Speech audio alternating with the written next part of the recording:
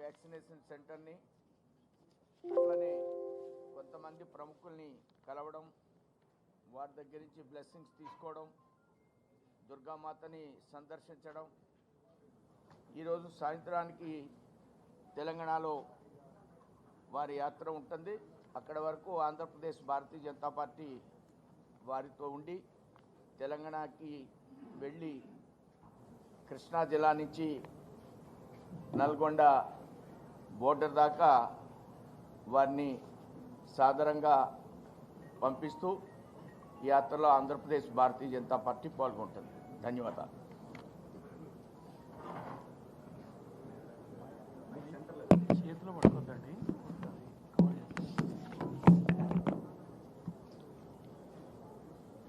మిత్రులకు నమస్కారాలు.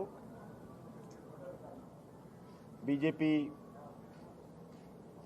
రాష్ట్ర శాఖ అధ్యక్షులు శ్రీ సోము వీర్రాజు గారు, భారతీయ జనతా పార్టీ పార్లమెంట్ సభ్యులు రాజ్యసభ పెద్దలు రమేష్ గారు, ఇతర నాతోటి సహచర కార్యకర్తలు, నరేంద్ర మోడీ గారి ప్రభుత్వము రెండోసారి 2019లో ఎన్డీఏ 2 అధికారంలోకి వచ్చిన తర్వాత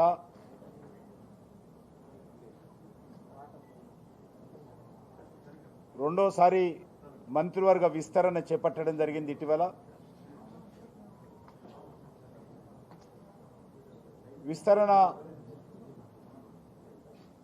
పూర్తయిన తర్వాత ఆ తర్వాత జరిగేటువంటి పార్లమెంటు సమావేశాలలో మొదటి రోజు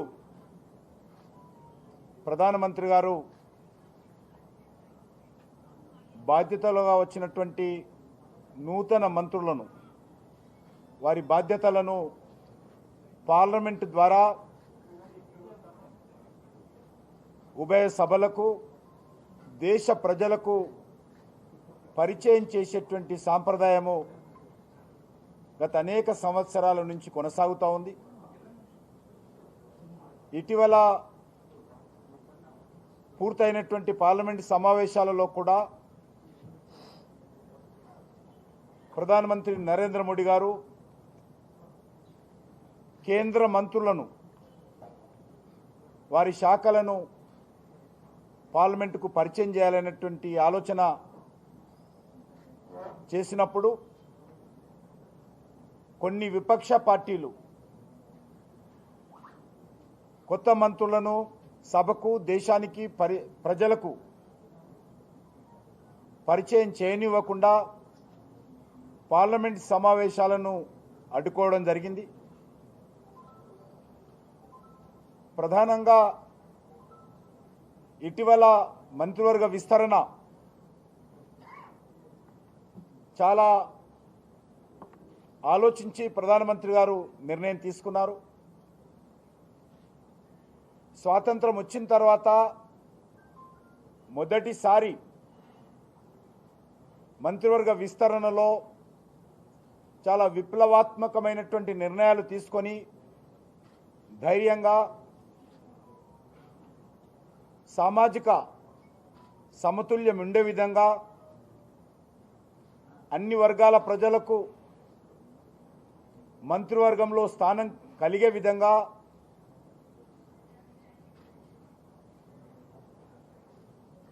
నరేంద్ర మోడీ గారు నిర్ణయం తీసుకున్నారు. మీకు అందరికీ తెలుసు,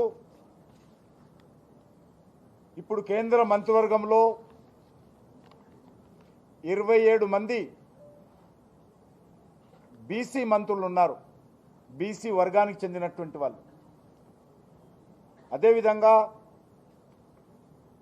12 మంది షెడ్యూల్ కాస్ట్కు సంబంధించినటువంటి మంది కేంద్ర మంత్రులు ఉన్నారు. 8 మంది ఎస్టీ షెడ్యూల్ ట్రైబ్కు సంబంధించినటువంటి గిరిజన తెగకు చెందినటువంటి వాళ్ళు కేంద్ర మంత్రులుగా బాధ్యతలు తీసుకోవడం జరిగింది. 11 మంది మహిళలు ఉన్నారు, 5 మంది మైనార్టీ వర్గానికి చెందినటువంటి కేంద్ర మంత్రులు ఉన్నారు. అందులో యూత్ ప్రముఖంగా ఉన్నారు. అదే కాకుండా సాధారణ కుటుంబాల నుంచి పార్టీ కార్యకర్తలుగా అనేక సంవత్సరాలు కష్టపడి పార్టీలో క్రింది స్థాయి నుంచి పనిచేస్తూ ఈరోజు కేంద్ర మంత్రులుగా వాళ్లకు బాధ్యతలు ఇవ్వడం అనేటువంటిది చాలా పెద్ద ఎత్తున నిర్ణయం తీసుకొని ఈరోజు సాధారణ కార్యకర్తలకు కేంద్ర మంత్రులుగా బాధ్యతలు ఇచ్చారు. అందులో నేను కూడా ఒకడిని.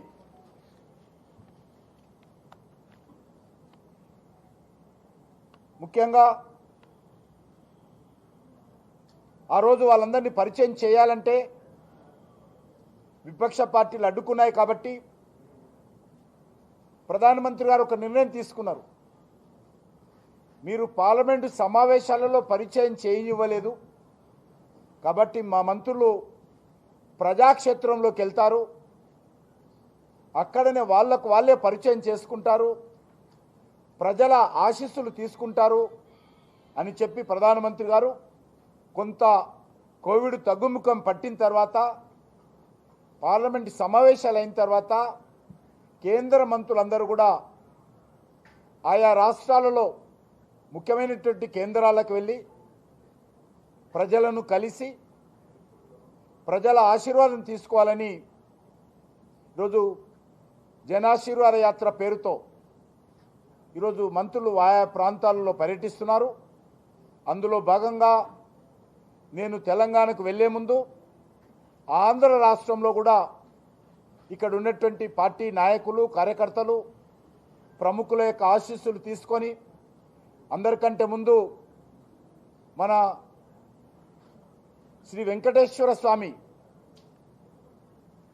ఆశీస్సులు తీసుకోవాలని ముందుగా తిరుపతికి వచ్చి తిరుమలలో వెంకటేశ్వర స్వామి యొక్క ఆశీస్సులు తీసుకొని ఈరోజు విజయవాడకి వెళ్తా ఉన్నాము. విజయవాడలో అక్కడ పార్టీ కార్యకర్తలను ప్రముఖులను నగర ప్రముఖులను కలిసి వారి ఆశీస్సులు తీసుకొని తెలంగాణ రాష్ట్రానికి బయలుదేరుతాను. ఇది భారతీయ జనతా పార్టీ ఉన్నటువంటి పార్లమెంట్ సభ్యులలో నేను నిన్న బహిరంగ సభలో కూడా చెప్పాను, అత్యధికమైనటువంటి రైతులు ఈరోజు ఎంపీలుగా ఉన్నటువంటి పార్టీ, ఎమ్మెల్యేలుగా ఉన్నటువంటి పార్టీ భారతీయ జనతా పార్టీ. బీసీలుగా అత్యధికమైనటువంటి ఎంపీలు ఎమ్మెల్యేలుగా ఉన్నటువంటి పార్టీ భారతీయ జనతా పార్టీ. అదేవిధంగా షెడ్యూల్ క్యాస్ట్కి సంబంధించి అత్యధికమైనటువంటి ఎంపీలు ఎమ్మెల్యేలు ఉన్నటువంటి పార్టీ దేశంలో భారతీయ జనతా పార్టీ. షెడ్యూల్ ట్రైబ్లో కూడా అత్యధికమైనటువంటి ఎంపీలు ఎమ్మెల్యేలు ఉన్నటువంటి పార్టీ భారతీయ జనతా పార్టీ. అదేవిధంగా మహిళలు కూడా అత్యధికంగా ఉన్నటువంటి పార్టీ ఈరోజు భారతీయ జనతా పార్టీ. కాబట్టి ఈరోజు భారతీయ జనతా పార్టీ ఈరోజు నిజంగా ప్రజల ఆలోచనను, సామాజిక సమతుల్యాన్ని ప్రతిబింబించేటువంటి పార్టీ ఈరోజు భారతీయ జనతా పార్టీ. ఆ దిశలోనే నరేంద్ర మోడీ గారి నాయకత్వంలో ఈరోజు భారతీయ జనతా పార్టీ అనేక సంక్షేమ కార్యక్రమాలు కానీ అనేక సంస్కరణలు కానీ తీసుకుంటూ దేశం కోసం, దేశ భవిష్యత్తు కోసం ముందుకెళ్తా ఉంది. ముఖ్యంగా రైతులకు సంబంధించి అనేక సంస్కరణలు కావాలని స్వామినాథన్ కమిషను చెప్పడం జరిగింది.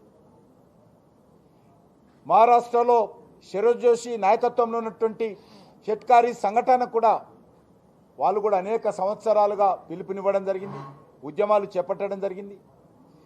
భారతీయ జనతా పార్టీ కూడా 2014 ఎన్నికల్లో 2019 ఎన్నికల్లో ఎన్నికల ప్రణాళికలో ప్రజల ముందు మా పార్టీ అధికారంలోకి వస్తే రైతు సంస్కరణ తీసుకొస్తామని చెప్పి ప్రజలకు ఎన్నికలకు ముందే ఎన్నికల ప్రణాళికలో పెట్టి ఎన్నికలు అయిన తర్వాత రెండోసారి ఇటీవల ఒక 3 చట్టాలు తీసుకురావడం జరిగింది.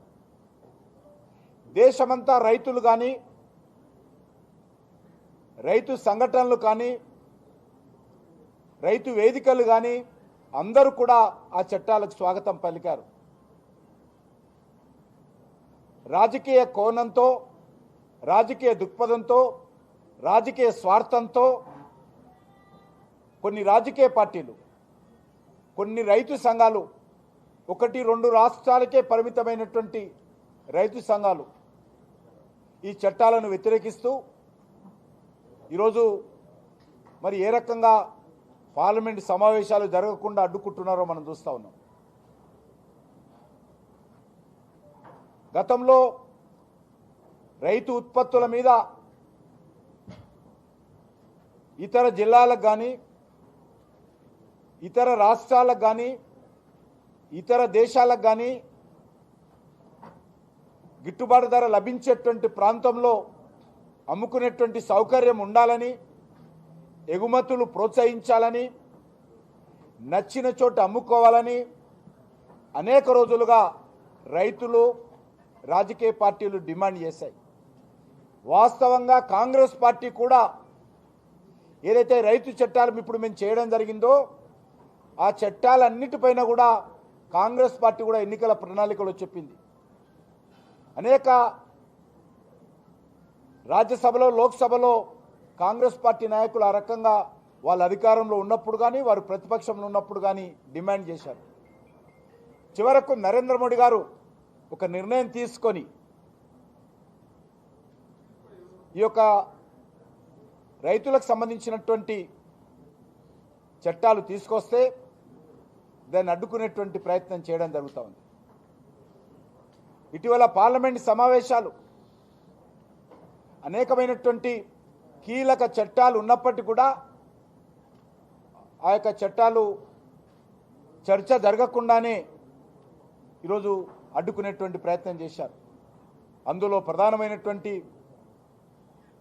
బీసీలకు సంబంధించి ఏదైతే వివిధ రాష్ట్రాలలో అనేక బలహీన వర్గాలకు సంబంధించినటువంటి వర్గాలు మరి బీసీలో చేర్చాలా వద్దా, బీసీలో చేరినటువంటి వాళ్ళు ఏ కేటగిరీలో ఉండాలి, ఏలో ఉండాలా, బీసీ బిలో ఉండాలా, బీసీ డిలో ఉండాలా నిర్ణయించేటువంటిది గతంలో కేంద్ర ప్రభుత్వం.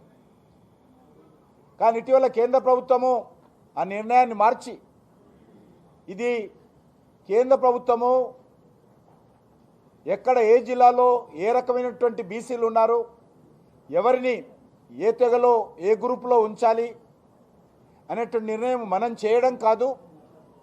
ఈరోజు ఫెడరల్ సిస్టంలో రాష్ట్రాలకి అధికారాలు బదిలీ చేసినట్లయితే దేశంలో ఉన్నటువంటి బలైన వర్గాలకు మరింత మేలు జరుగుతుంది. ఆ రాష్ట్రాలు ఆయా ప్రాంతాలలో సరైనటువంటి నిర్ణయం తీసుకుంటారనేటువంటి ఆలోచనతో ఇటీవల రాజ్యాంగ సవరణ కూడా చేశాం. రాజ్యాంగ సవరణ ద్వారా ఈ దేశంలో ఉన్నటువంటి కోట్లాది మంది బీసీలకు ఎంతో సంతృప్తి కలిగింది. కోట్లాది మంది బీసీలకు న్యాయమైనటువంటి నిర్ణయం భారతీయ జనతా పార్టీ ప్రభుత్వము నరేంద్ర మోడీ గారి నాయకత్వంలో కేంద్ర ప్రభుత్వం తీసుకున్న తర్వాత హర్షాతిరేకాలు వ్యతిరేకమయ్యాయి. ఈ రకంగా అనేక చట్టాలు భారతీయ జనతా పార్టీ ప్రభుత్వం మొదటి నుంచి కూడా చేస్తూ ఉంది. మీకు తెలుసు, బీసీ కమిషన్ నరేంద్ర మోడీ గారు అధికారంలోకి వచ్చేంత వరకు ఒక చట్టబద్ధమైనటువంటి బీసీ కమిషన్ ఈ దేశంలో లేదు. మెజార్టీ ప్రజలు బీసీలు ఉన్నప్పటికీ కూడా బీసీ కమిషన్కు ఏ రకమైనటువంటి అధికారాలు కానీ రాజ్యాంగపరమైనటువంటిగా భద్రత కానీ లేనటువంటి విషయం మీకు తెలుసు. అటువంటి సమయంలో నరేంద్ర మోడీ గారు బీసీ కమిషన్ కూడా ఏర్పాటు చేసి దానికి రాజ్యాంగపరమైనటువంటి ప్రతిపత్తి కల్పించి ఈరోజు అది పనిచేస్తూ ఉన్నది. అంతేకాకుండా కేంద్ర ప్రభుత్వ సంస్థల్లో అది విద్యా సంస్థలు కానీ లేకపోతే కేంద్రీయ విద్యాలయాలు కానీ నవోదయ విద్యాలయాలు కానీ ఇక్కడ బీసీ రిజర్వేషన్స్ ఉండేది కాదు. కానీ నరేంద్ర మోడీ గారు సాహసంగా ధైర్యం చేసి కొన్ని రాజకీయ పార్టీలు కొన్ని సంస్థలు వ్యతిరేకించినప్పటికీ కూడా ఈరోజు కేంద్ర ప్రభుత్వానికి సంబంధించినటువంటి విద్యా సంస్థలతో సహా అనేక ఇతర సంస్థల్లో కూడా బీసీ రిజర్వేషన్స్ ఏర్పాటు చేసిన విషయం మీకు మనం చేస్తా ఉన్నాను. ఈ రకంగా నరేంద్ర మోడీ గారి ప్రభుత్వము అనేక నిర్ణయాలు తీసుకోవడం జరిగింది. ఈరోజు దేశాన్ని పట్టి పీడిస్తున్నటువంటి కరోనా విషయంలో కూడా నరేంద్ర మోడీ గారి నాయకత్వంలో అద్భుతంగా ఈరోజు మరి తీసుకున్నటువంటి నిర్ణయాల కారణంగా ప్రపంచంలోనే అతిపెద్ద వ్యాక్సిన్ కార్యక్రమం ఈరోజు భారతదేశంలో జరుగుతూ ఉంది. Largest vaccination programme in entire world ఈరోజు మన భారతదేశంలో అమలు జరుగుతూ ఉంది. సుమారు 56 కోట్ల మందికి ఈరోజు వ్యాక్సినేషన్ ఇవ్వడం జరిగింది. ఆంధ్ర రాష్ట్రానికి కూడా పెద్ద ఎత్తున వ్యాక్సిన్ కూడా అందించడం జరిగింది. ముఖ్యంగా మీకు అందరికీ తెలుసు, గతంలో కూడా పోలియో సంబంధించినటువంటి వ్యాక్సిన్ విషయంలో కానీ లేక ఇతర అనేక రకాల టీకాల విషయంలో కానీ మన దేశం చాలా వెనుకబడి ఉండేది. ప్రపంచ ప్రజలందరూ కూడా వ్యాక్సినేషన్ పూర్తయిన తర్వాతనే మన దేశంలోకి వ్యాక్సిన్ మనం తెచ్చుకునేటువంటి వాళ్ళం. మనం పరిశోధన పక్కన పెట్టండి, కానీ ఇంపోర్ట్ కూడా చాలా ఆలస్యంగా 10-15 సంవత్సరాల తర్వాత వ్యాక్సినేషన్ వచ్చేది. అటువంటి నేపథ్యంలో ఈరోజు నరేంద్ర మోడీ గారి నాయకత్వంలో ఎంతో కష్టపడి మంచి కరోనాకు సంబంధించినటువంటి వ్యాక్సిన్ను టీకాను మనం కనుగొన్నాం. మీకు తెలుసు, కరోనా ఉధృతి లేనప్పుడే హైదరాబాద్లో ఉన్నటువంటి భారత్ బయోటెక్ కంపెనీకి నరేంద్ర మోడీ గారు స్వయంగా వచ్చి ఒక దేశ ప్రధానమంత్రిగా ఆయన కంపెనీకి వెళ్ళి అక్కడ శాస్త్రజ్ఞులను ప్రోత్సహించి వ్యాక్సిన్ కనుగొనే విషయంలో సుమారు సంవత్సరం క్రితమే ఆయా కంపెనీలకు ఆర్థిక సహకారం అందించి నిధులు కేటాయించి వ్యాక్సిన్ పరిశోధనను కానీ వ్యాక్సిన్ ఉత్పత్తిని కానీ ప్రోత్సహించేటువంటి ప్రయత్నం చేశారు. నాకు తెలిసినంత వరకు ప్రపంచంలో ఏదైనా ఒక వ్యాక్సిన్ ఉత్పత్తి కేంద్రానికి వెళ్ళి శాస్త్రజ్ఞులను ప్రోత్సహించినటువంటి మొట్టమొదటి ఏకైక ప్రధానమంత్రి ఎవరంటే నరేంద్ర మోడీ గారిని సందర్భంగా మనం చేస్తున్నాం. ఈరోజు చాలామంది చాలా రకాలుగా విమర్శిస్తారు. మనది చాలా పెద్ద దేశం. ఒక 30-40 యూరోప్ దేశాలు కలిపితే ఎంత జనాభా ఉంటుందో, యూకే కానీ అమెరికా కానీ అనేటువంటి పెద్ద దేశాలు, మన దేశ జనాభా అంత ఉంటుంది. మనలాంటి పెద్ద దేశంలో, జనాభా ఎక్కువగా ఉన్నటువంటి దేశంలో, ఆరోగ్య వసతులు తక్కువగా ఉన్నటువంటి దేశంలో కరోనా లాంటి మహమ్మారిని ఎదుర్కోవాలంటే చాలా కత్తి మీద సాము లాంటిది. అటువంటి నేపథ్యంలో మనకు తెలియదు కరోనా ఏ రకంగా ఉంటుంది, ఏ రకమైనటువంటి ఇంజెక్షన్స్ ఇవ్వాలి, ఏ రకమైనటువంటి ప్రోటోకాల్స్ పాటించాలి, ఆక్సిజన్ ఎంత అవసరం ఉంటుంది, లేక వ్యాక్సిన్ ఏ రకంగా పరిశోధన చేయాలి. గతంలో కరోనా లాంటి డిసీజెస్ మన దగ్గర కానీ ప్రపంచంలో కానీ లేవు.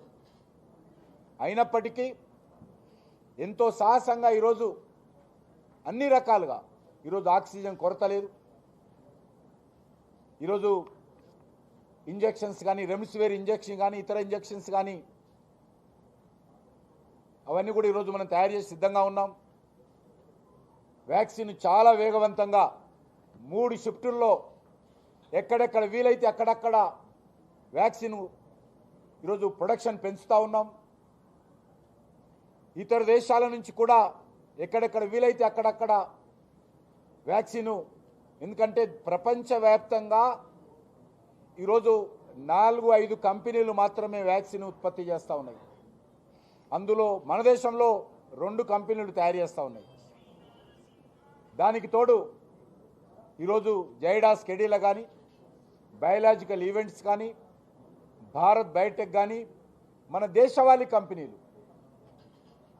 Make in India, made in ఇండియాకి సంబంధించినటువంటి కంపెనీలు, ఇండిజినస్ కంపెనీలు వీళ్ళు ఈరోజు వ్యాక్సిన్ తయారు చేస్తూ ఉన్నారు. కాబట్టి ప్రజలను కోరుతా ఉన్నాను, పేపర్లలో, టీవీలలో ప్రతిరోజు వార్తలు చూస్తూ ఉన్నాం. థర్డ్ వేవ్ వస్తుందా రాదా, వస్తే ఏ రకంగా ఉంటుంది, వస్తే ఎవరు ఎఫెక్ట్ అవుతారు అనేటువంటిది చర్చ జరుగుతూ ఉంది. వస్తుందా రాదా ఎవరికి తెలియదు. వస్తే ఏ రకమైనటువంటి తీవ్రత ఉంటుందో ప్రపంచవ్యాప్తంగా ఏ శాస్త్రజ్ఞుడు కూడా కనుక్కునే పరిస్థితి లేదు. ఎందుకంటే గతంలో ఈ రకమైనటువంటి మరి విధానాలు గతంలో ఏవి లేవు, ప్రోటోకాల్స్ ఏవి కూడా లేవు. అన్నీ ఇప్పటికిప్పుడు పరిశోధన చేసి ప్రోటోకాల్స్ పెట్టుకొని మనం ఈ కరోనా మహమ్మారిని ఎదుర్కోవాలి. కానీ ఇప్పటి వరకు ఇంకా సెకండ్ వేవ్ పూర్తిగా పోలేదు. కాబట్టి థర్డ్ వేవ్ రాకుండా ఉండాలి అంటే ప్రజల సహకారం కావాలి. ఈ దేశంలో ఉన్నటువంటి ప్రజలందరూ కూడా కరోనా వారియర్స్గా మారి ఈరోజు కరోనాను ఎదుర్కోవాల్సినటువంటి అవసరం ఉంది. ప్రజలు భయపడాల్సిన అవసరం లేదు. మనకు గత సంవత్సరంగా వచ్చినటువంటి అనుభవము, సెకండ్ వేవ్లో వచ్చినటువంటి అనుభవము, కొంత మనము అన్ని రకాల జాగ్రత్తలు తీసుకున్నాము. కానీ థర్డ్ వేవ్ ఏ రకంగా ఉంటుందో తెలియదు. కానీ వెంకటేశ్వర స్వామిని నేను మాత్రం ఈరోజు ప్రార్థించడం జరిగింది. థర్డ్ వేవ్ రాకుండా ప్రజల యొక్క ప్రాణాలు కాపాడి మరి ఆశీస్సులు అందజేయాల్సిందిగా ఈరోజు ప్రధానమంత్రి గారిని కోరడం, ప్రధానమంత్రి గారికి అండగా నిలబడాల్సిందిగా మరి ఈరోజు వెంకటేశ్వర స్వామిని ప్రార్థించడం జరిగింది. ఈ రోజులో డాక్టర్స్ కావచ్చు, నేను ఈరోజు హాస్పిటల్కి వెళ్ళి వ్యాక్సినేషన్ సెంటర్ కూడా విజిట్ చేశాను. డాక్టర్లతో కలిసి వాళ్ళకు ధన్యవాదాలు చెప్పి వాళ్ళకు విశ్వాసం కల్పించేటువంటి కార్యక్రమం కూడా చేయాలని చెప్పి ప్రధానమంత్రి గారు మా అందరిని ఆదేశించారు. కాబట్టి నేను ఎక్కడ వెళ్ళినా కూడా అక్కడ ఆసుపత్రులను సందర్శించడం, వ్యాక్సినేషన్ సెంటర్స్కి వెళ్ళడము, డాక్టర్స్కు ధైర్యం చెప్పడము, డాక్టర్స్కు ధన్యవాదాలు చెప్పడము, ఈ కార్యక్రమం గత సంవత్సరన్నరగా నరేంద్ర మోడీ గారి ఆదేశంతో మేమందరం చేస్తూ ఉన్నాం. కాబట్టి కరోనా విషయంలో దేశంలో ఉన్నటువంటి ప్రతి ఒక్కరికి కూడా, చివరి వ్యక్తి వరకు కూడా, కుగ్రామాలలో ఉండేటువంటి వ్యక్తి కావచ్చు, మరి హిల్ ఏరియాలలో ఉండేటువంటి గిరిజన ప్రజలు కావచ్చు, గిరిజన తెగకు సంబంధించినటువంటి వాళ్ళ వరకు, చివరి వ్యక్తి వరకు కూడా కరోనా వ్యాక్సిన్ ఉచితంగా అందిస్తాం. ఎన్ని వేల కోట్ల రూపాయలైనా సరే వ్యాక్సిన్ విషయంలో కేంద్ర ప్రభుత్వమే పూర్తిగా భరించి ఈరోజు వ్యాక్సిన్ అందిస్తామని చెప్పి మనం చేస్తా ఉన్నాం. అంతేకాకుండా కరోనా నేపథ్యంలో కూడా 80 కోట్ల మందికి ఉచితంగా ఈరోజు ఈ యొక్క బియ్యాన్ని కూడా కేంద్ర ప్రభుత్వం అందిస్తూ ఉంది. కాబట్టి దాంతోపాటు ఆక్సిజన్ పిఎస్ఏ సెంటర్స్ను కూడా ఏర్పాటు చేస్తున్నాం. గాలి ద్వారా ఆక్సిజన్ సరఫరా చేసి హాస్పిటల్స్కి అందించేటువంటి కార్యక్రమం కూడా కేంద్ర ప్రభుత్వము అనేక జిల్లాలలో ఈ యొక్క కార్యక్రమం ఏర్పాటు చేస్తున్నాం. అదేవిధంగా వెంటిలేటర్స్ సుమారు 4500 వెంటిలేటర్స్ ఆంధ్ర రాష్ట్రానికి నరేంద్ర మోడీ గారి ప్రభుత్వం ఇవ్వడం జరిగింది. రెమ్డెసివిర్ ఇంజెక్షన్స్ ఇవ్వడం జరిగింది. వ్యాక్సినేషన్ కూడా రోజువారీగా ఎక్కడెక్కడ ఏ కంపెనీలో ఉత్పత్తి అయినా కరోనా పాజిటివ్ కేసులను బట్టి అక్కడ ఉండేటువంటి జనాభాను దృష్టిలో పెట్టుకొని సుప్రీంకోర్టు నేతృత్వంలో ఏర్పాటైనటువంటి మానిటరింగ్ కమిటీ నేతృత్వంలో వ్యాక్సినేషన్ను అన్ని రాష్ట్రాలకు కూడా రోజువారీగా సమీక్ష చేసి పంపించడం జరుగుతూ ఉంది. ఇది డిసెంబర్ వరకు మెజార్టీ ప్రజలకు వ్యాక్సినేషన్ అందుతుంది. వ్యాక్సినేషన్ అందే వరకు కూడా అందరూ అన్ని రకాల జాగ్రత్తలు తీసుకోవాల్సిందిగా నేను ప్రజలను కోరుతా ఉన్నాను. మీకు అందరికీ తెలుసు, నరేంద్ర మోడీ గారి ప్రభుత్వము మరి 2014లో 14 లక్షల కోట్ల బడ్జెట్ ఉన్నటువంటి కేంద్ర ప్రభుత్వము ఈరోజు కేంద్ర ప్రభుత్వ బడ్జెట్ 27 లక్షలకు చేరిన విషయాన్ని కూడా ఈ సందర్భంగా మనవి చేస్తా ఉన్నాను. అదేవిధంగా ఆంధ్ర రాష్ట్రానికి కూడా అన్ని రంగాలలో, అది రవాణా రంగం కావచ్చు, లేక అంటే రోడ్ల విషయంలో కానీ, ఎయిర్పోర్టుల విషయంలో కానీ, పోర్టుల విషయంలో కానీ, రైల్వేల విషయంలో కానీ, విద్యుత్ ఉత్పత్తి విషయంలో కానీ, పెట్రోలియం న్యాచురల్ గ్యాస్ సంబంధించినటువంటి ప్రొడక్షన్ పెంచే విషయంలో కానీ, దాన్ని పరిశోధన చేసే విషయంలో కానీ, ఆంధ్ర రాష్ట్రానికి సాగునీరు అందించే విషయంలో కానీ, తాగునీరు కల్పించే విషయంలో కానీ, మున్సిపాలిటీల అభివృద్ధి విషయంలో కానీ, క్రీడల అభివృద్ధి విషయంలో కానీ, టూరిజాన్ని ప్రోత్సహించే విషయంలో కానీ, లేకపోతే విద్యా సౌకర్యాలు మెరుగుపరిచే విషయంలో కానీ, ఇంతకుముందు చెప్పినట్టు హెల్త్కు సంబంధించినటువంటి ఇన్ఫ్రాస్ట్రక్చర్ను పెంచే విషయంలో కానీ, ఇండస్ట్రియల్ ఇన్ఫ్రాస్ట్రక్చర్ విషయంలో కానీ, అన్ని రకాలుగా పేదలకు హౌసింగ్ విషయంలో కానీ, అన్ని రకాలుగా కేంద్ర ప్రభుత్వము ఈరోజు అన్ని రకాలుగా సౌకర్యాన్ని కల్పిస్తూ ఉన్నాము. సుమారు 28,000 కోట్ల రూపాయలు హౌసింగ్ కోసము, పేద ప్రజల హౌసింగ్ కోసము కేంద్ర ప్రభుత్వము ఆర్థిక సహకారం అందించడం జరిగింది. అదేవిధంగా మనరేగాకు సంబంధించి మరి చాలా పెద్ద ఎత్తున ఇక్కడ ఉన్నటువంటి కోట్లాది మంది ప్రజలకు ఉపాధి అవకాశాలు కల్పించేటువంటి కార్యక్రమం.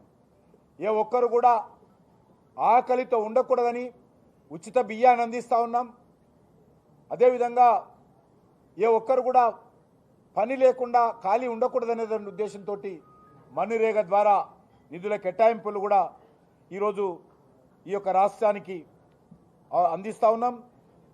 తప్పకుండా రానున్న రోజుల్లో ఈరోజు మీకు అందరికీ తెలుసు, అనేకమైనటువంటి విద్యా సంస్థలు ఈరోజు ఆంధ్ర రాష్ట్రంలో మరి ఏర్పాటు చేసిన విషయాన్ని ఈ సందర్భంగా మనవి చేస్తున్నాను.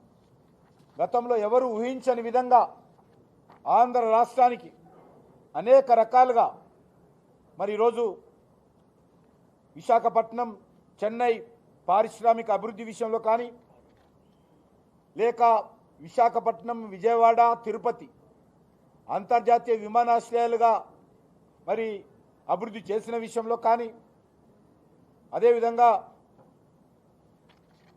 Central institute of plastics and engineering and technology, ఈ రకంగా అనేక సంస్థలు ఈరోజు కేంద్ర ప్రభుత్వము మన యొక్క ఆంధ్ర రాష్ట్రానికి ఇవ్వడం జరిగింది. ఐఐటి కానీ, ఐఐఎం కానీ, ఎన్ఐటి కానీ, ఐఐఎస్ఈఆర్ కానీ, ఐఐఐయు కానీ, ట్రిపుల్ ఐటి కానీ, సెంట్రల్ యూనివర్సిటీ కానీ, అగ్రికల్చర్ యూనివర్సిటీ కానీ, ఎయిమ్స్ హాస్పిటల్ కానీ, అదేవిధంగా గిరిజన యూనివర్సిటీ కానీ, ఈ రకంగా అనేకమైనటువంటి విద్యా సంస్థలను కూడా, అనేక రకాల వృత్తిపరమైనటువంటి విద్యా సంస్థలను కూడా ఆంధ్ర రాష్ట్రంలో ఏర్పాటు చేయడం జరిగింది. అదేవిధంగా జాతీయ రహదారులు చాలా అత్యంత అద్భుతంగా ఈరోజు ఆంధ్రప్రదేశ్లో గత 7 సంవత్సరాలలో రూపుదిద్దుకున్నాయి. దాంతోపాటు విశాఖపట్నం, కాకినాడ, తిరుపతి స్మార్ట్ సిటీస్ కింద ఇక్కడ మౌలిక వసతులు కల్పించేటువంటి కార్యక్రమంలో కూడా కేంద్ర ప్రభుత్వము, నరేంద్ర మోడీ గారి ప్రభుత్వము చర్యలు తీసుకుంటున్న విషయాన్ని మనవి చేస్తా ఉన్నాను. అదేవిధంగా ఈరోజు అనేకమైనటువంటి ఈ యొక్క విద్యా సంస్థలే కాకుండా ఇతర పరిశోధనకు సంబంధించినటువంటి చాలా పెద్ద ఎత్తున ఇన్స్టిట్యూషన్స్ కేంద్ర ప్రభుత్వానికి ఇస్తూ ఉన్నాం. డిఫెన్స్కి సంబంధించినటువంటి కీలకమైనటువంటి సంస్థలను కూడా విశాఖపట్నంలో నెల్లూరు నుంచి మొదలు పెడితే మరి కర్నూలు వరకు అనేక విద్యా సంస్థలను కూడా మరి డిఫెన్స్ సంస్థలను కూడా ఏర్పాటు చేసిన విషయాన్ని సందర్భంగా మనం చేస్తూ ఉన్నాం. కానీ ఇక్కడ ఉండేటువంటి ప్రభుత్వం పూర్తి స్థాయిలో కేంద్ర ప్రభుత్వం ప్రవేశపెట్టినటువంటి పథకాలను మరి పేర్లు మార్చి ఈరోజు ఆ యొక్క రాష్ట్ర ప్రభుత్వ పథకాలుగా చూపిస్తున్న విషయాన్ని సందర్భంగా మనం చేస్తూ ఉన్నాం. అంతేకాకుండా కొన్ని పథకాలు రాష్ట్ర ప్రభుత్వము పూర్తి స్థాయిలో మరి మార్జిన్ మనీ పెట్టలేక 60-40 ఉన్నటువంటి పరిస్థితుల్లో 60-40 ఉన్నటువంటి పథకాలలో 40% కూడా పెట్టలేక కేంద్ర ప్రభుత్వాలు కొంత నత్తనడక నడుస్తూ ఉన్నాయి. అందులో డ్రిప్ ఇరిగేషన్ లాంటి కొన్ని ప్రాజెక్టులు మరి ఈరోజు ఆంధ్రప్రదేశ్లో పూర్తి స్థాయిలో అమలు జరగడం లేదు. కాబట్టి నేను రాష్ట్ర ప్రభుత్వాన్ని కోరుతా ఉన్నాను, కేంద్ర ప్రభుత్వాలు కేంద్ర ప్రభుత్వ పథకాలుగానే వాటిని ప్రజలకు చెప్పాలి. రెండోది, కేంద్ర ప్రభుత్వ పథకాలు పూర్తి స్థాయిలో రాష్ట్రంలో అమలు జరగాలి. ఆ రకంగా ఆంధ్ర రాష్ట్ర అభివృద్ధికి భారతీయ జనతా పార్టీ పూర్తి స్థాయిలో కట్టుబడి ఉంది. ఆ విషయంలో మరి ఆంధ్రప్రదేశ్ ప్రజానీకం నరేంద్ర మోడీ గారి నాయకత్వంలో కేంద్ర ప్రభుత్వానికి అండగా ఉండాలని, కేంద్ర ప్రభుత్వాన్ని మరి అన్ని రకాలుగా ఆశీర్వదించి నరేంద్ర మోడీ గారి నాయకత్వాన్ని మరి ప్రోత్సహించాలని ప్రతి ఒక్కరిని కూడా కోరుతా ఉన్నాను. ఈరోజు రాష్ట్ర ప్రభుత్వము, నేను రాత్రి కూడా చెప్పడం జరిగింది, పూర్తిగా మరి సంపద పెంచేటువంటి కార్యక్రమాలు కూడా చేపట్టాలి. మౌలిక వసతుల కల్పన కోసం కృషి చేయాలి. ఏదైతే కేంద్ర ప్రభుత్వ పథకాలు తప్ప కొన్ని కార్యక్రమాలు రాష్ట్ర ప్రభుత్వం ఏమాత్రం అమలు చేస్తున్నటువంటి పరిస్థితి ఈరోజు కనిపించడం లేదు. కాబట్టి ఆ దిశలో మరి ఈరోజు జాతీయ రహదారులు కానీ, ఇండ్లు కానీ, ఉపాధి హామీ పథకం కానీ ఈరోజు ఈ కార్యక్రమాలను ప్రజలు పూర్తి స్థాయిలో వినియోగించుకోవాలి. రాష్ట్ర ప్రభుత్వం పూర్తి స్థాయిలో అమలు చేయాలని చెప్పి కూడా కోరుతా ఉన్నాను. రాజకీయం వేరు, అభివృద్ధి వేరు. భారతీయ జనతా పార్టీ ఎక్కడ ఏ పార్టీ ఉన్నదనేటువంటి ఆలోచన చేయకుండా, ఎక్కడ ప్రతిపక్ష పార్టీ ఉంది, ఎక్కడ భారతీయ జనతా పార్టీ ప్రభుత్వం ఉంది అనేటువంటి ఆలోచన చేయకుండా అన్ని రాష్ట్రాలను సమాంతరంగా అభివృద్ధి చేసేటువంటి కార్యక్రమం భారతీయ జనతా పార్టీ ప్రభుత్వం చేపడుతుంది. కొంత మనకు గడిచిన 2 సంవత్సరాలు కరోనా కారణంగా కొంత అభివృద్ధి కార్యక్రమాలు కుంటుపడింది. మనమే కాదు, ప్రపంచవ్యాప్తంగా కూడా అభివృద్ధి కార్యక్రమాలన్నీ కూడా కుంటుపడ్డాయి. మళ్ళీ ఇప్పుడు కొద్దిగా కరోనా తగ్గుముఖం పడుతుంది. అభివృద్ధి కార్యక్రమాలు దేశంలో ఊపందుకుంటాయి. కేంద్ర ప్రభుత్వ పథకాలు, అది రోడ్ల పథకం కానీ, ప్రాజెక్టుల పథకం కానీ, అన్ని పథకాలు కూడా మళ్ళీ ఆంధ్రప్రదేశ్లో కూడా నరేంద్ర మోడీ గారి నాయకత్వంలో ఈ పథకాలను ఉధృతం చేసేటువంటి కార్యక్రమం చేపడతామని చెప్పి మనం చేస్తూ సెలవు తీసుకుంటున్నాం.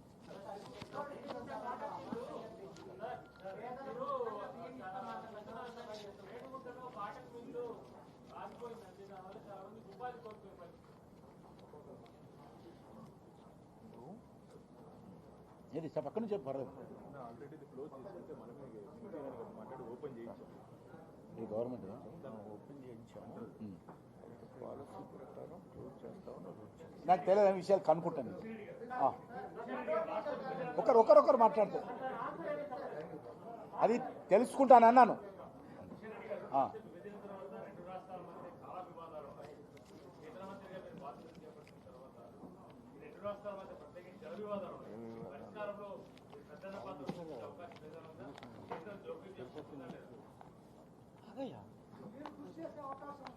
తప్పకుండా 2 రాష్ట్రాలు కూడా సామరస్యంగా అది సాగునీటి ప్రాజెక్టులు కానీ జల వివాదాలు కానీ మరే రకమైనటువంటి సంస్థల విభజన కానీ సామరస్యంగా జరుపుకోవాలనేదే భారతీయ జనతా పార్టీ కేంద్ర ప్రభుత్వ వాదన.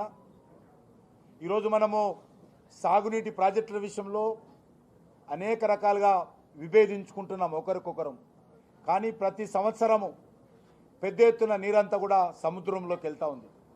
కాబట్టి ముందు ఒక చుక్క కూడా సముద్రంలోకి పోకుండా వస్తున్నటువంటి ప్రతి నీటి చుక్కను ఒడిసి పట్టుకునే విధంగా మనమందరము సామరస్యంగా సమస్య పరిష్కారం చేసుకోవాలి. ఇటీవల కేంద్ర ప్రభుత్వము కృష్ణాకు సంబంధించినటువంటి నదీ జలాలలో వచ్చినటువంటి విభేదాలను దృష్టిలో పెట్టుకొని మరి కేంద్ర ప్రభుత్వము బోర్డు ఏర్పాటు చేయడం జరిగింది. బోర్డు పరిధిలోకి కృష్ణా మరి పారివాహక ప్రాంతానికి సంబంధించినటువంటి ప్రాజెక్టులన్నీ కూడా బోర్డు పరిధిలో తీసుకోవడం జరిగింది. తప్పకుండా రానున్న రోజుల్లో మరి మేమిద్దరు ముఖ్యమంత్రులను 2 రాష్ట్రాలను కూడా కోరుతా ఉన్నాము, సామరస్యంగా పరిష్కారం చేసుకోవాలి. ఎందుకంటే నిన్న మొన్నటి వరకు మనం కలిసి ఉన్నాము, ఒకే రాష్ట్రంగా ఉన్నాము, మనము తెలుగు వాళ్ళము, అభివృద్ధి కోసం విడిపోయామే తప్ప మనము మరి ఈరోజు అభివృద్ధి కోసము సహకరించుకోవాలి తప్ప ఎక్కడ కూడా ఏ రకంగా విభేదాలు ఉండకూడదు. భారతీయ జనతా పార్టీ కేంద్రంలో ఉన్నటువంటి ప్రభుత్వము, నేను ఈరోజు కేబినెట్ మంత్రిగా గత నెలలోనే బాధ్యతలు తీసుకున్నా కాబట్టి తప్పకుండా 2 రాష్ట్రాలకు సంబంధించినటువంటి ఈ సమస్యల పరిష్కారంలో నా వంతు పాత్ర తప్పకుండా నేను కేంద్ర ప్రభుత్వంతో 2 రాష్ట్రాల ముఖ్యమంత్రులతో మాట్లాడతాను.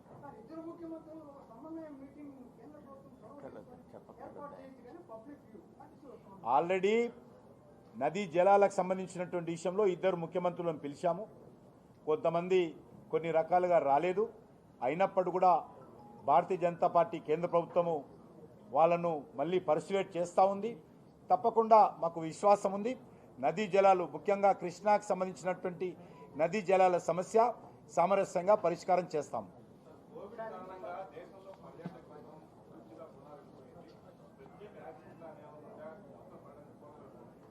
ప్రపంచమంతా కూడా మొత్తం అన్ని రంగాలలో దెబ్బతిన్నటువంటి పెద్ద రంగం ఏదైనా ఉంది అంటే టూరిజం రంగం ప్రపంచవ్యాప్తంగా. కాబట్టి దాన్ని ప్రపంచవ్యాప్తంగా ఈరోజు దాని విషయంలో చర్చ జరుగుతూ ఉంది. మన దేశంలో కూడా మేము కూడా చర్చిస్తూ ఉన్నాము. అనేకమైనటువంటి ట్రావెల్ ఆర్గనైజర్ చేసేటువంటి కంపెనీలు కానీ, హోటల్ కంపెనీలు కానీ, మార్మెంట్ ఉండేటువంటి అనేకమైనటువంటి కట్టడాలు ఉండేటువంటి మరి ఏఎస్ఐ కానీ ఇతర సంస్థలతో చర్చలు జరుపుతూ ఉన్నాము. ఒక సమగ్రమైనటువంటి కార్యాచరణ ప్రణాళిక రూపొందిస్తున్నాము. ఇప్పటికే కొంత ఎకనామికల్ ప్యాకేజ్ కూడా టూరిస్ట్ గైడ్స్ కావచ్చు, చిన్న చిన్న హోటల్స్ కావచ్చు, కొంత ప్యాకేజీ ప్రకటించాము. అది త్వరలోనే ఈ వారం రోజుల లోపలనే దానికి పూర్తి స్థాయి రూల్స్ అండ్ రెగ్యులేషన్స్ ప్రకటించబోతా ఉన్నాము. నేను ఢిల్లీకి వెళ్ళిన తర్వాత ఆ ఫైల్ మీద సంతకం చేయబోతున్నాను. కాబట్టి తప్పకుండా టూరిజం సంబంధించినటువంటి సెక్టార్ను భవిష్యత్తులో ప్రోత్సహిస్తాము. కరోనా తగ్గుముఖం పడితే దేవుడు కరుణిస్తే వచ్చే జనవరి 1 నుంచి డిసెంబర్ 31 వరకు దేకో అప్నా దేశ్, ముందు భారతదేశాన్ని సందర్శించు ప్రతి కుటుంబము కనీసము 15 భారతదేశంలో ఉన్నటువంటి ప్రముఖ టూరిస్ట్ కేంద్రాలను విజిట్ చేయాలి అని చెప్పి విజ్ఞప్తి చేయబోతా ఉన్నాము. ఆ రకంగా కార్యాచరణ ప్రణాళిక రూపొందించి ఈ దేశంలో సాంస్కృతిక ఉత్సవాలు జరుగుతాయి, ప్రజలకు సంబంధించినటువంటి పండుగలు జరుగుతాయి. 40 UNESCO recognised centres, world recognised centres మన దేశంలో ఉన్నాయి. వాటి అన్నిటి దగ్గర కూడా ఇటీవల మీకు తెలుసు మన తెలంగాణకు సంబంధించి తెలుగు ప్రాంతమైనటువంటి రామప్పలో రుద్రేశ్వర దేవాలయం ఉంది. 800 సంవత్సరాల పురాతనమైనటువంటి కట్టడము. దానికి కూడా నరేంద్ర మోడీ గారి చొరవతో యునెస్కో గుర్తింపు రావడం జరిగింది. తెలుగు రాష్ట్రాలలో వచ్చినటువంటి మొట్టమొదటి యునెస్కో గుర్తింపు అది. కాబట్టి ఆ రకంగా రానున్న రోజుల్లో కూడా తెలంగాణ, ఆంధ్ర, దేశం అన్ని ప్రాంతాల్లో కూడా టూరిజం ప్రోత్సహించడానికి అనేక రకాలుగా ఆలోచన చేస్తున్నాం. కరోనా పూర్తి స్థాయిలో తగ్గుముఖం పట్టిన తర్వాత, ఎందుకంటే ఇప్పుడు టూరిస్టులను మేమెవరం కూడా కేంద్ర ప్రభుత్వం రావాలని ఆహ్వానించడం లేదు. అవసరమైనటువంటి వాళ్ళు బయటికి వెళ్ళాలి, కరోనా నిబంధనలు పాటించాలనే నరేంద్ర మోడీ గారు చెప్తా ఉన్నారు. కాబట్టి ఒకసారి పూర్తి మితం తగ్గిన తర్వాత టూరిజాన్ని ప్రోత్సహించే విషయంలో చర్యలు తీసుకుంటాం. ఇక్కడ కూడా మాది ఒక ఇన్స్టిట్యూట్ ఉంది, culinary యూనివర్సిటీ ఉంది. దాన్ని కూడా నెక్స్ట్ టైం వచ్చినప్పుడు ఆ యూనివర్సిటీని సంబంధించి ఏ రకంగా చర్యలు తీసుకోవాలో స్వయంగా ఆ యొక్క ఇన్స్టిట్యూట్కి వెళ్ళి చర్చించి చర్యలు తీసుకుంటాము. అదేవిధంగా ఇక్కడ కొంత లలిత కళ మరి అకాడమీ కూడా ఇక్కడ యూనిట్ ఉంది, దాన్ని కూడా మరి ఏ రకంగా చేయాలి, ఇంకా రానున్న రోజుల్లో తిరుపతిని ఏ రకంగా ఆధ్యాత్మికమైనటువంటి ప్రాంతంగా అభివృద్ధి చేయాలో తప్పకుండా cultural department, tourism department Narendra Modi గారి యొక్క చొరవతో తప్పకుండా చర్యలు తీసుకుంటాం. పార్లమెంట్లో బిల్లులు అస్పష్టంగా పూర్తి స్థాయిలో చర్చ జరగకుండానే ఆమోద ముద్ర పడుతున్నాయి. ఇది చాలా నష్టాన్ని చేకూరుస్తుంది. సీజీఆర్ వ్యాఖ్యానించారు. దీన్ని ఏమంటారు? మేము కూడా అదే మాట అంటున్నాము. ప్రతిపక్ష పార్టీలు ముందుకొచ్చి చర్చించాలా, అడ్డుకోకూడదు, చర్చలు జరపాలా. చర్చల ద్వారానే ప్రజలకు అన్ని విషయాలు తెలుస్తాయి. ప్రతిపక్షాలకు కూడా మా లోటుపాట్లు ఏమైనా ఉంటే చెప్పడానికి అవకాశం ఉంటుంది. కాబట్టి వాళ్ళు చెప్పేటువంటి అవకాశం, మమ్మల్ని విమర్శించే అవకాశం వాళ్ళు ఉపయోగించుకోవడం లేదు. ఉపయోగించుకుంటేనే మాకు కూడా ఫీడ్బ్యాక్ తెలుస్తాయి.